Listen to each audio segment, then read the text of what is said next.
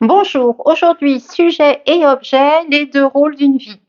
Alors, nous sommes tous comme une pièce à deux faces. Sur l'une de ces faces, nous sommes un sujet, c'est-à-dire un sujet connecté et porté par ses désirs, ses ambitions, sa vérité et sa liberté propre.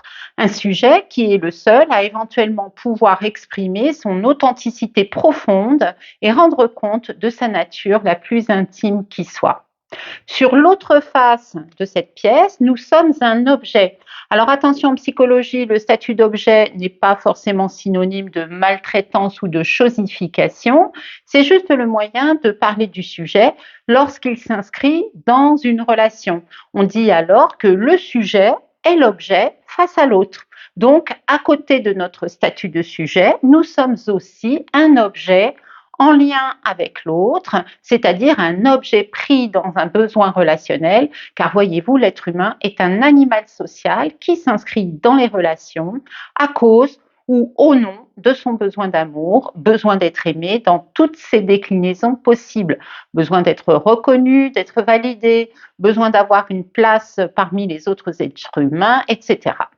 Ainsi, notre besoin d'amour nous contraint dans notre rôle d'objet.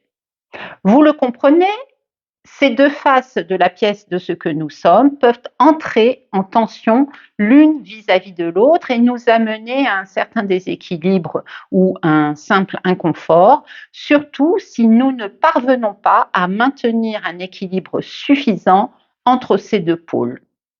Alors, soit je privilégie complètement mes besoins en tant que sujet, je porte mes désirs, mes convictions, mes idées, mes choix, alors je risque de me mettre en difficulté en tant qu'objet pris dans la relation à l'autre.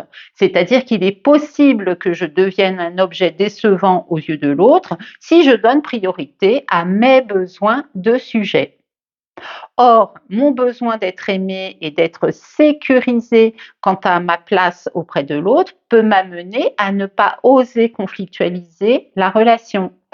Ainsi, pour ne pas induire des désaccords dans la relation, je peux être tentée d'éviter de frustrer l'autre afin de devenir un objet tout à fait adapté aux attentes de l'autre, y compris si cela m'éloigne de mes besoins personnels. Par ailleurs, si je privilégie ainsi mon rôle d'objet hyper adapté à l'autre, il se peut que je me néglige en tant que sujet, c'est-à-dire que je m'éloigne de mes désirs et de mes besoins propres pour donner à la relation ce qu'elle semble attendre de moi. Ainsi, il se peut que j'en vienne à me négliger dans ma vérité de sujet au nom de mon rôle d'objet pris dans la relation. Attention, ce n'est pas que l'autre exige vraiment que je sois tout à fait adaptée à lui.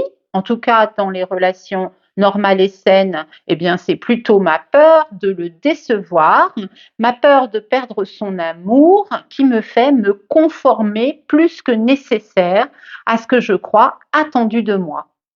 Et parfois, mon rôle d'objet peut écraser ma vérité de sujet au nom de mon besoin d'être aimé par l'autre qui supplante mon besoin d'être aligné à ma vérité propre. Alors vous le voyez, c'est un travail d'équilibre constant qu'il s'agit de maintenir entre d'une part mon besoin d'être moi en vérité et d'autre part mon besoin d'être aimé et donc d'être agréable à la relation. Il y a souvent un déséquilibre chez les personnes qui sont trop peu centrées sur elles-mêmes et qui, dans l'espoir d'être aimées et validées par l'autre, eh bien, ces personnes se départissent de leurs besoins personnels au profit de leurs besoins relationnels. Ainsi, ces personnes se perdent à elles-mêmes et elles ne s'y retrouvent pas tout à fait en termes de sécurité affective puisqu'elles ont concédé à la relation un pouvoir très coûteux au point de ne plus compter en tant que sujet.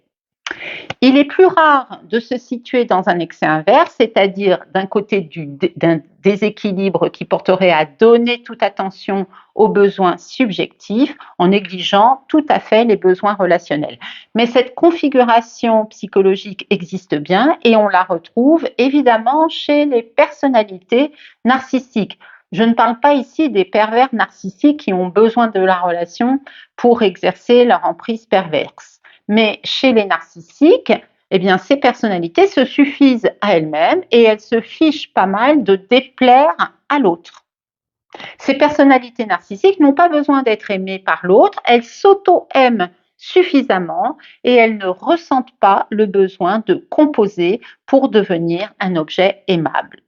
En conclusion, eh bien, comme c'est souvent le besoin d'être aimé qui est le mobile du crime, le crime étant celui qui nuit de façon trop systématique aux besoins du sujet. Le bénéfice attendu est un sentiment de sécurité qu'apporterait l'autre dans la relation, mais ce bénéfice n'est pas accessible puisqu'en sous-traitant de manière excessive cette reconnaissance par l'autre, eh bien, j'hypothèque ma propre capacité à garder mon intégrité et ma vérité de sujet. Comme d'habitude, la bonne santé psychique, c'est de trouver un équilibre entre ces deux faces de cette pièce, en gardant la capacité et la liberté tantôt de donner priorité à la face sujet, tantôt en choisissant de privilégier la face objet au nom d'un besoin d'amour. Voilà, j'espère vous avoir donné quelques éléments pour pouvoir vous interroger sur votre propre équilibre entre les deux faces de votre pièce.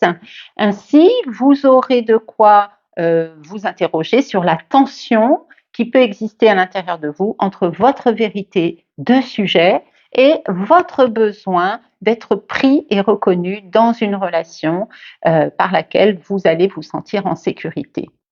Je vous souhaite un heureux cheminement et je vous dis au plaisir.